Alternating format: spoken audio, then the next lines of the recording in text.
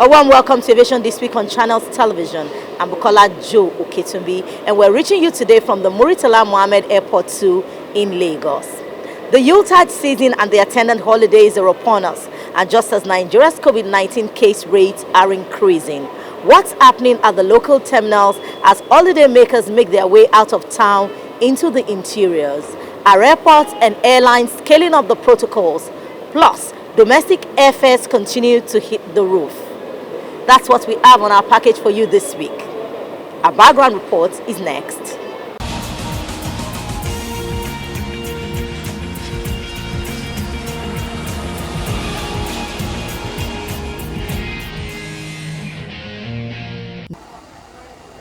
The COVID-19 pandemic is changing the way we think about traveling.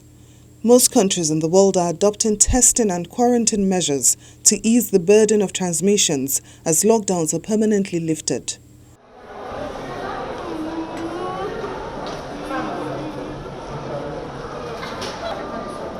These measures have raised questions about the safety of traveling for work and leisure, although the risk of contracting an infectious disease when traveling has always existed.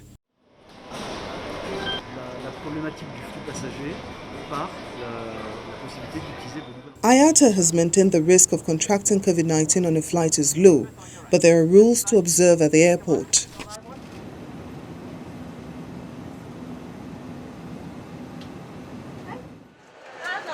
Domestic passengers make their way into the airport terminal in Lagos, observing the protocols as the number of COVID-19 infections surge in the country.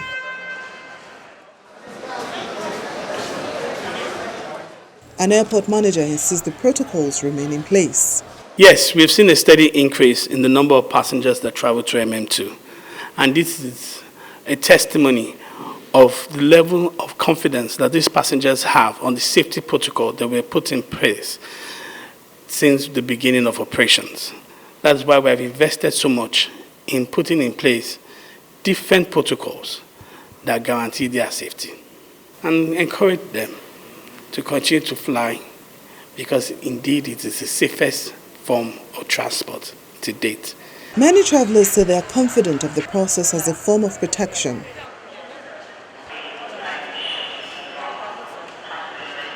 I think they are trying, the airport aviation sector, they are trying actually.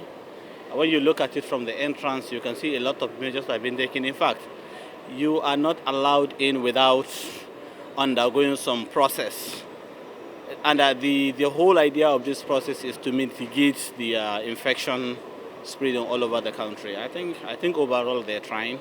When you look at other places, you can actually see even developed countries and people are resisting to even wear masks or to comply with any protocols that are being put in place to ensure that it minimizes the spread of the virus. I believe everybody is following the rules and regulations. You can see the way you keep to the rules, and myself, so I feel that should be enough. And on board, passengers are required to wear their mask at all times, wear it properly over the nose and mouth, change it when it becomes damp. Staying with the impact of COVID-19 to the issue of raising airfares, a 70 to 100% increase have been implemented. Air tickets for economy class that were being sold between 20,000 naira and 30,000 naira in July has now increased to between 60,000 naira and 70,000 naira, while business class tickets that were being sold for 50,000 naira is now between 70,000 naira and 80,000 naira, and some destinations selling for as much as 100,000 naira and more. How can we be in our country, we're buying tickets like dollars? I say we are buying a dollar ticket. It's wrong. And there is no increase in salaries. There is no assistance anybody is giving for now because of the situation in the country. Even the government, they themselves, they are managing. So I don't know why this increase suddenly. The ticket from Lagos to Abuja, you have to buy for 70-something. Is it one way or two way? One way. So, my dear, it's appalling. It's now very expensive compared to before. Okay, so I used to buy it 27, now 55,000. So there's a lot of difference. There's nothing we can do because we have to travel. So whatever increase they've made, we try to pay. But it's not going well with us because I'm having like 6 kids. For airline operators, the challenge of a weakening exchange rate, getting foreign exchange, and the paucity of aircraft in the country occasioned by the COVID-19 pandemic are factors pushing the prices. If we want to tell ourselves the truth, if you want our aircraft to be well maintained, in this regime of high forex rate, we must increase the airfares. I remember when we increase these airfares, not everything that is coming to the airline. Fans money is there. Fuel surcharge of 2.5% is there. 5% NCA whatever is there. We are paying NAMA for en route charges and all sorts of things. So if we tell you to pay us 40,000 for a ticket, at the end of the day, maybe what we are getting might be 18,000. There are indications that fares would increase further as the Yuletide draws nearer. For a travel agent, buying early is profitable as fares rise closer to the departure day. You discuss. This is not the time I'm looking for cheapest ticket. No, you can buy a cheapest ticket now and your money is gone. You will need to discuss and know which place is more suitable for you before you start thinking about ticketing. But online at this time doesn't work well. For airlines, the fare structure is graduated in such manner that the high prices come up when the lower prices are exhausted, and this is automatically determined by the law of demand and supply.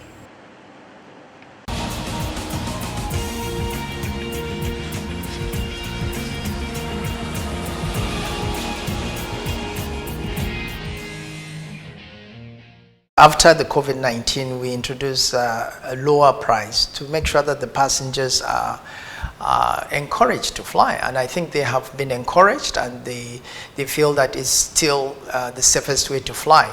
But what came after COVID is the problem of the foreign exchange, which is of course part of the economic issues that the country is faced with. Of course, you know that aviation is dollar dependent, and everything we do is in dollars apart from buying the fuel, but all spare parts, subscription, lease rentals, they are all in dollars, and dollar has risen.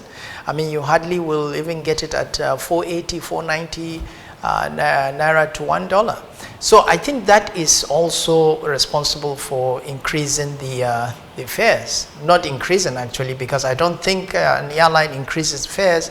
It's just that they close the lower buckets, and the prices that they have filed with the Nigerian Civil Aviation Authority are still there. It's just that we open the higher buckets, so that's what it is. And the amount of flying aircrafts in the country is getting lower. So the capacity is small, but the demand is high. So basic economic rule says high demand and supply will increase the price. We were cautious. Most of the airlines were cautious in putting more airplanes on the market, meaning more seats, because we don't know how the passengers, how they will react to coming back from COVID-19.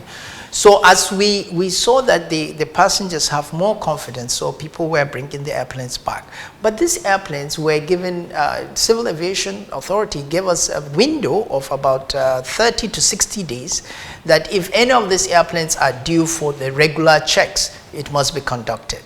So I believe the reason why you are seeing less aircrafts flying in the sky is because that most of these airplanes have either used up the 30 to 60 days the NCA gave us, and they are now going for maintenance.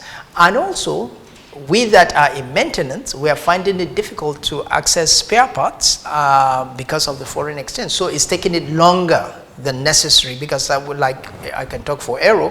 There are 2 airplanes supposed to have entered into service late October, but because of spare parts and lockdown in Europe, we couldn't get the required spares that we need, so we have to wait. And then now we are getting one to come into service next week and the other one in 2 weeks' time. And because of the COVID-19, of course, and because of the recession that the economy is going into. Luckily for us, the passenger traffic has increased, but the capacity is reducing, is shrinking, which is really bad. But on a more positive note, I think you will see airlines most likely merging together, or some of them are coming up. And the following year, you will see a very strong aviation industry, especially after the vaccine has been, we've started administering vaccines. Both international and domestic flights will increase because people will have more confidence in flying. But if we do not fund the aviation industry, we will not catch up with the growth and recovery of the aviation sector globally.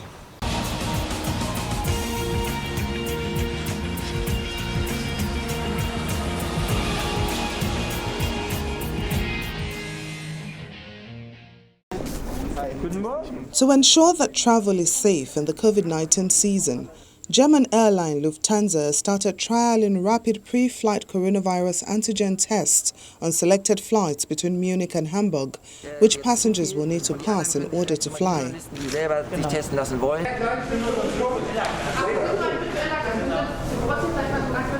Only those testing negative or able to provide evidence of a negative test within the previous 48 hours will be allowed to board the test flights. The test itself takes 15 minutes, and passengers have been asked to arrive at the airport early to be processed. Even with a 100% negative, plane passengers will still have to adhere to safety regulations like face masks.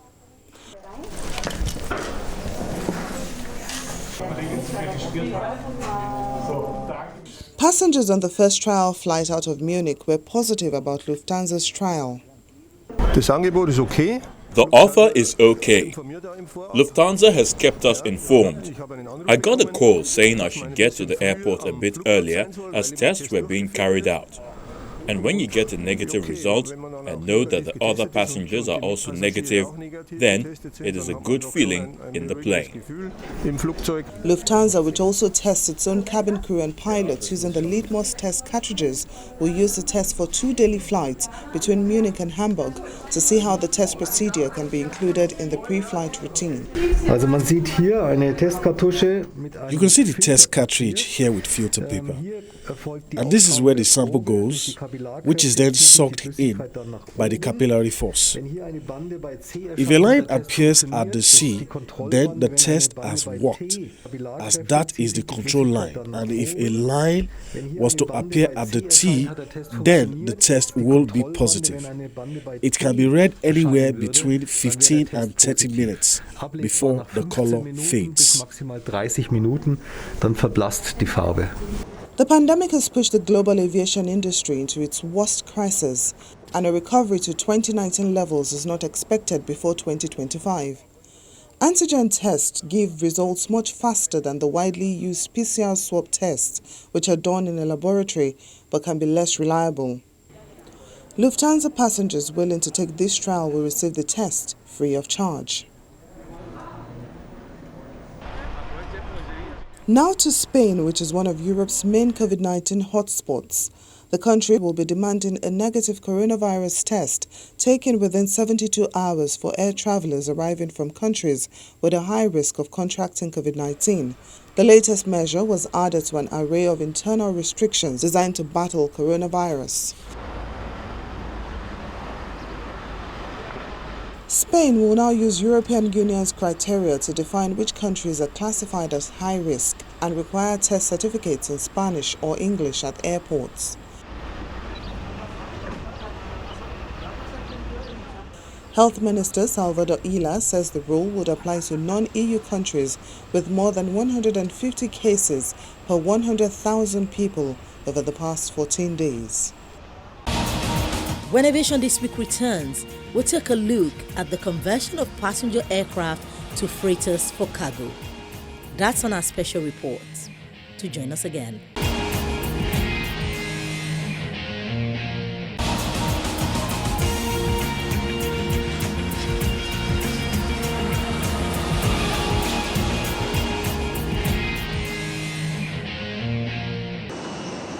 From Air Canada to China's CDB Aviation, airlines and leasing firms are rushing to permanently convert old passenger jets into freighters, betting on a boom in e-commerce as the value of used planes tumbles amid the pandemic. This is now creating a huge opportunity for passenger-to-freighter conversion companies, including Singapore Technologies Engineering, Israel Aerospace Industries, and US-based aeronautical engineers.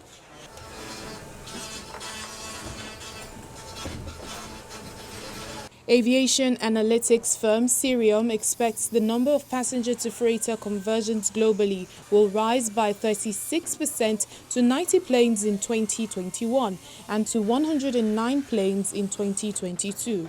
Lately, I believe that the cause is the COVID-19, we figured out that the freighters kept the channel of life in the world, and there was increasing in the demand of conversion. Well, most of the economy now in the world is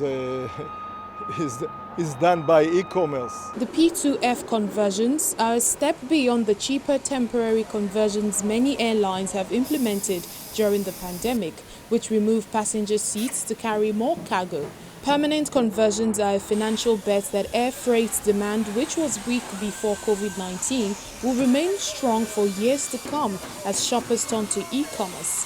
The airline industry estimates it will take until 2024 for passenger traffic to recover to 2019 levels. About 50% of air freight is typically carried by passenger aircraft bellies. As a result of COVID, this capacity has reduced substantially overnight because of the grounding of the fleet, especially the international fleet. As a result, in the last few months, we have seen an increased interest in demand for dedicated freighters. A significant amount of inquiries have come in with regards to our Airbus 320, 321, and 330 passenger-to-freighter conversions. We expect the interest for dedicated freighters to continue to be strong in the coming years because of the decrease in capacity offered by passenger aircraft. In addition, in the existing freighter fleet, there are a number of older aircraft types that are being retired, including the A300 and the Boeing 757. The conversion boom is also helping aviation maintenance, repair and overhaul groups offset some of the lost business from the decline in passenger flights. Actually, IAI is leading the conversion wide-body market. In the last years, we operate between 5 to 6 lines of conversion, and we supply conversion accordingly. The increase in the demand will increase the number of lines that we are going to operate. And what we are expecting that this demand will keep our booking till the end of 2022. Boeing said cargo yields had risen by 40% through September because of the pandemic-related passenger disruptions, and it forecasts more than 60% of freighter deliveries over the next 20 years will be conversions rather than new wide-body freighters like the 777.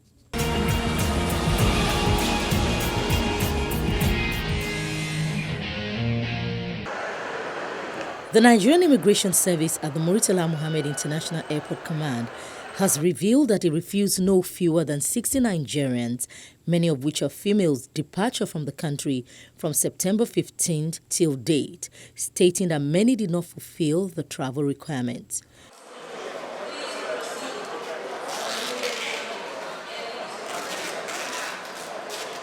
Controller Immigration of the command also revealed that between the same period, Nigeria had 37,000 departures, while 58,000 people arrived the country through the international airport, pointing that normalcy is gradually resuming to the aerodrome.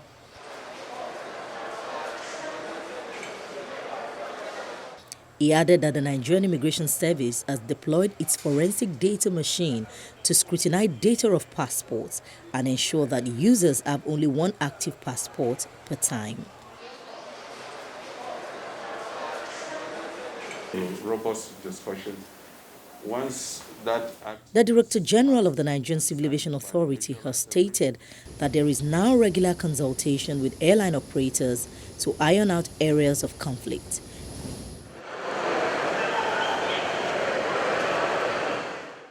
He disclosed that the authority, as part of the roadmap being developed from the industry, intends to grow the aviation sector from the current 0.6% contribution to the gross domestic product to at least 5% within the next couple of years.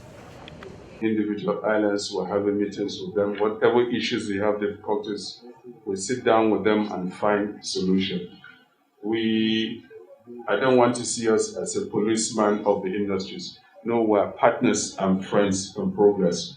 We need to work together with them to get over the difficult challenges so that they will grow and provide better, much better air services all over the country. And in fact, have them with international operations to be doing international flights. So that's the spirit we are working on going forward. We are going to notify them, each airline, on the level of debts they have. We'll sit down with them, we'll do reconciliation. When we do reconciliation with them, we'll do a payment plan. He disclosed that the authority, as part of the roadmap being developed for the industry, intends to grow the aviation sector from the current 0.6% contribution to the GDP to at least 5% within the next couple of years. Finally, on Newsflash, Britain's top court gave the go-ahead to the expansion of Heathrow Airport on Wednesday, December 16th, allowing the £14 billion plan to proceed after decades of legal battles and political wrangling. The Supreme Court ruled in Heathrow's favour, overturning a previous court decision which had blocked the plan on environmental grounds. Heathrow, Britain's biggest airport, is keen to proceed despite the plunge in air traffic during the pandemic, which has seen it lose its crown as the busiest hub in Europe. In February, a court declared the expansion unlawful, with the judge in that case saying a failure to take into account the UK's government's commitment on climate change was legally fatal to the plans.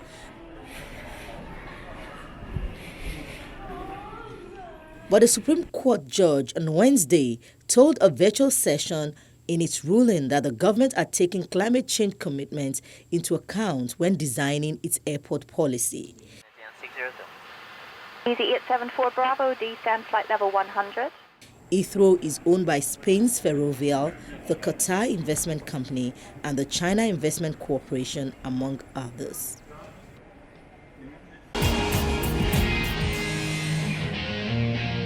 This is where we say goodbye on this edition. See you next time, God's willing. I'm Bukola Joe Oketumbi.